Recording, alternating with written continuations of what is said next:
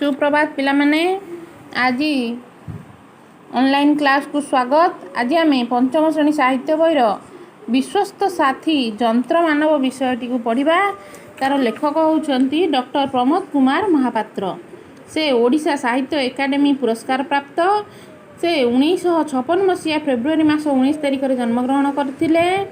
शताब्दी साधक, विश्व विचित्रा, उद्भिदर किए कौन, आजिर विज्ञान, विश्व विस्मय, आजिर अमेरिका भली पुस्तक रचना करी से ओडिया साहित्य जगत को परिपुष्ट करिछंती। तांकरी लेखारू आज गोटे विषय आम पढ़ा विश्वस्त साथी जंत्र मानव बही। देख अमेरिकार डेटन सहर आमे भारत जाइथिबा केतेक सांबादिक बंधु से सहरर गोटे टेलीविजन केन्द्र बुली देखुथाऊ। आम सांगरे थांती सेही केन्द्रर निर्देशक मिस्टर पार्कर। से तांको केन्द्रर विभिन्न कार्यक्रम संपर्क में आमको बुझाऊ थांती। आमे देखिलु किछि दूर रे गोटे कोठरी मध्यरे चौकी उपरे बसी जने महिला से दिनर कार्यक्रम प्रसारण करुछंती। मिस्टर पार्कर तांको आड़कू हाथ देखाई कहिले, एही महिला कर्मचारी जनक हेउछंती आम केन्द्रर सबुठारु विश्वस्त कर्मचारी। तांको कार्य रे आपण टिके भी त्रुटि देखिबे नाही। तांको कार्य गुड़िक जेमिति निखुण सेमिति निर्भुल। से केबे छुट्टी नियंती नहीं कि विश्राम लोड़ती नहीं। दिन में 24 घंटा काम कले मध्य से केबे क्लांति अनुभव करती नहीं। एभली जने सुदक्षा महिला कर्मचारी कथा शुणी तांको विषय अधिक जानिबा आमे आग्रही होई पड़िलु। तापरे मिस्टर पार्कर कहिले, आपण जांतु तांको सहित हाथ मिलांतु। से खूब भद्र और मार्जिता। जड़े अपरिचिता महिला सहित हाथ मिलाइबा एवं तांको काम रे व्याघात सृष्टि करने को आमे प्रथमे टिके संकोच अनुभव कलु। किंतु मिस्टर पार्कर निहाती बाध्य करिबारु मु प्रथमे उठीगली तांको पाखकु। तांको देखी एवं तांको हाथर स्पर्श अनुभव करी मोर संदेह हैला। मु तांको टिके भल करी चाहिबारु जानि पारिली से प्रकृत रे जने जीवंत मनीष नुहंती, गोटे जंत्र मनीष जहाकू इंग्राजी रे कहंती रोबोट। एही रोबोट को खूब सुंदर भाव में महिला पोशाक रे सजाई दिया जाइछि। निज आसन को मु फेरी आसिबा परे मिस्टर पार्कर हसिकरी पचारिले, आम महिला ऑपरेटर जनक आपण को किपरि लागिले। तांको कथा शुणी मु हसिली एवं पर असल कथाटा जना पड़िबा परे समस्त हसिबाको लागिले। देखो एथरे हमर कष्ट शब्द कौन अछि, नुआ नुआ शब्द निखुण। निखुण कहले कौन ना जो कौनसी खुण न थाए बा कौनसी त्रुटि न थाए। रोबोट, रोबोट कहले जंत्र मनीष।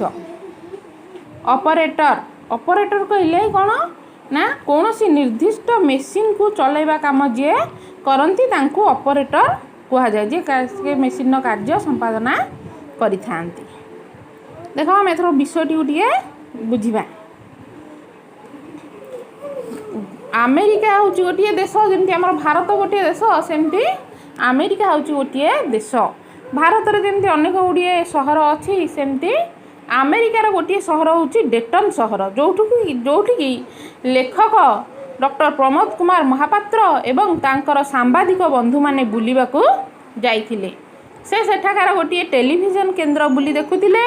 सेठारकार निर्देशक थिले मिस्टर पार्कर, जे कि तांकू सेई विभिन्न से केन्द्रर विभिन्न कार्यक्रम संपर्क में बुझाउथिले।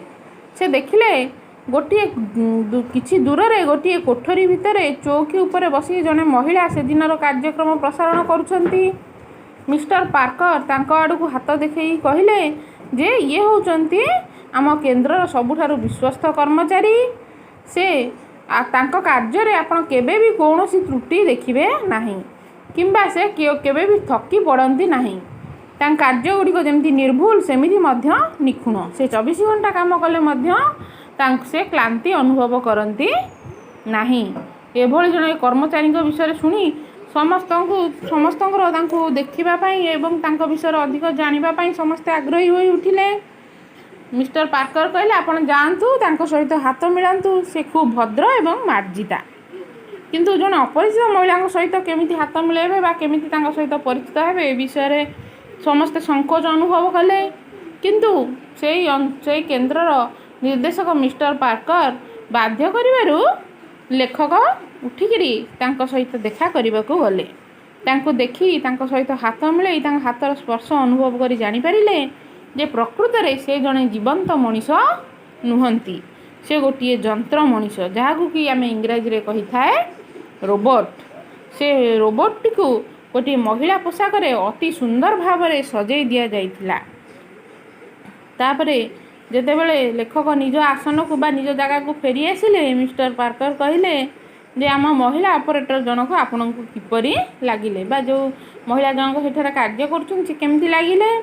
ତାଙ୍କ କଥା ଶୁଣିକିରି ଲେଖକ ହସି ପଡ଼ିଲେ ଏବଂ ସବୁ କଥା ଯେତେବେଳେ ସମସ୍ତେ ଜାଣିଲେ ଯେ ପ୍ରକୃତରେ ସେ ଜଣେ ମହିଳା ନୁହନ୍ତି, ଜଣେ ରୋବୋଟ୍, ସମସ୍ତେ ମଧ୍ୟ ହସିବାକୁ ଲାଗିଲେ। ତ ପିଲାମାନେ ଆଜି ପାଇଁ ଏତିକି, ଧନ୍ୟବାଦ।